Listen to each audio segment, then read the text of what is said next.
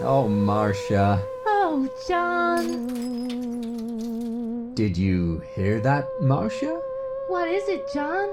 That noise. It sounded like something that might have been some kind of monster. Are you sure, John? That seems like a huge leap of logic to assume that any unidentified noise might be a monster. One can never be too careful, Marsha. You stay here and I'll go and investigate with this faulty flashlight.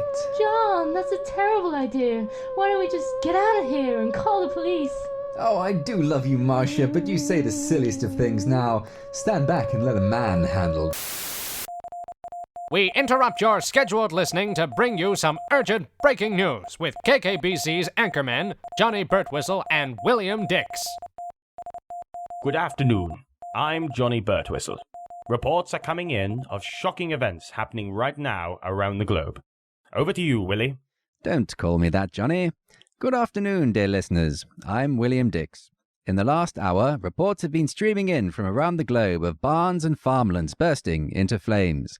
No explanations for these events have presented themselves as of yet. Sorry to interrupt you there, Willie. But I've just been informed that Reginald Remmington, our roving reporter, is near one of the sites now.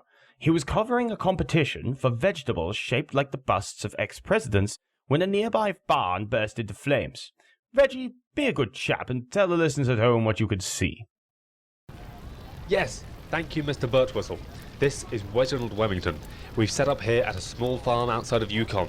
There's smoke emanating from what appears to be the remains of a barn. There are large clumps of straw and manure burning everywhere. The stench is so thick you could cut it with a weatherman's wit. There is movement everywhere as emergency services battle to control the blaze. And it appears the roof of the barn has been caved in by something. Reggie, we're just wondering in the studio, is that a result of the fire? It is difficult to tell, Willie. It may have collapsed from the fire, or it could be some sort of impact, possibly from some sort of artillery. I'm trying to see if there's anybody we can talk to about what's going on. I can see one of our brave firemen. Let's see if he'll talk to us. Excuse me, sir. Sir, do we know what is going on here? What caused this fire? No time. Save your questions, Sonny. You need to get back behind the cordon, please. Thank you. My goodness. It appears KKBC, no official explanation is forthcoming for the fire. The crowd that has assembled appears to be just as baffled as the fire brigade and the police. Don't stand on my road of Vegas! Oh wait, I may have found someone. Sir, is this your farm? Damn right, this is my farm. I moved here from 240C. Strange folk kept driving bombs through my bars. Now these gravel heads won't let me hit in my own barn. Daisy be trapped in there. My goodness! Are you telling us somebody is trapped in the barn right now? Yeah, Daisy, my prize heifer. Oh, dear Lord, I need to get to her. She gonna burn in there. That's dreadful. What happened? Did you see how the barn caught on fire? I don't know. I just put Daisy in the milking machine and went back inside to check on my zucchini in the shape of George Washington when there was this explosion. See, right big. It was like this big whoosh. It sort of... See? Sir, I don't quite... It felt like an earthquake. I look out the window and everything is fire. Just fire as far as you can see. See? I didn't know what to do. I go in there, no telephone call, nobody. So I just get over with Buggy and try out fire myself. Then these guys turn up and take a little play like it was on. What an extraordinary display of courage to try and save Daisy all by yourself. Point people would be pale in petrification. Their pursuance pusillanimous compared with this performance of puissant prowess. What you call me, boy? No. I said... Son, are you coming on to me? I'll ride you like a hog. I think we, back to you, Jonny. Quickly. Thank you, Reggie. Reports are now coming in from Gullywash, Egypt, Rome, Twofold, Paris, and even as far away as Rottenburg. What is happening here is by no means an isolated incident. We urge people to keep calm and ensure that all valuable hats are carefully stowed away and ready for quick departure in case the fire spreads to your area. And now, over to your Willie. On this side of the studio, professionalism is not dead. We have gathered a group of experts to discuss opinions on these disturbing events. Allow me to introduce to you the esteemed scientist, Dr. Hirnloss, who happened to be recording in one of our studios as events unfolded. Dr. Hirnloss, welcome. Ja, guten Tag. And what kind of scientist are you, Doctor? The busy kind, so proceed, bitte. Indeed. We are also joined by our own meteorological expert, Mr. Percy Tamland. Yes, hello. Why am I here? I just do the weather. Because, Percy, you're the closest thing to another real scientist we have right now. But meteorology is a real science. Never you mind, Percy. Dr. Hirnloss, a popular theory being banded around is that it could be mercenaries from the Gravel War expanding their lines of conflict from barns in the Chuford locale to barns around the world. 9. Yes, I do believe there are 9 mercenaries. I intended to indicate a negative response to Sieg. Oh, I see. Indeed, sehr verlohnt to transfer the mercenaries to the locations would be several. Think of the excess baggage costs. Okay, so what if the mercenaries were robot mercenaries? More plausible, but the power cables would not reach far enough. What if they used furnaces that burn, money?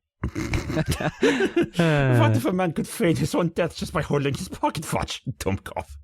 Yes. Any other amusing ideas, Percy? Well, there are some plausible meteorological explanations. You mean like a series of tornadoes and twisters? Those two things are the same thing, Willie. Still, wouldn't the weatherman community have picked up on what that is by now? Well, it's plausible, but they tend not to answer my correspondence anymore. How very surprising. What if there were hundreds of new weapons being dropped into strategic locations about the world? As schmetterling as that might be, it is so implausible. Even if it were weapons, it is more likely that they would be old weapons, but with low-quality fake beards glued onto them. True. What if the barns were being destroyed due to on-set filming accidents for a short film involving a runaway train? Now you're being quite ridiculous, Willie. Those kind of films were done to death in the 20s. No one wants to see train-related cinematography anymore. How about rumours of the Chuford serial arsonist? You're not thinking globally enough, Willie. There are many things that could explain an isolated fire, but what could possibly explain multiple fires around the world? Military tests? What precisely is the strategic importance of a barn? Insurance scams? 9. Too many different places involved. Gangsters? Really? Aliens? Too far-fetched. Dragons? Too fictional. Sea monsters? In the desert? Time-travelling barn haters? Still too fictional. Okay, tornadoes? No. Twisters? Those are still the same thing, Willie. Okay, meddling kids? Please stop. Some asshole with a shovel? 9. 9 assholes with shovels. I'm leaving. Not swamp.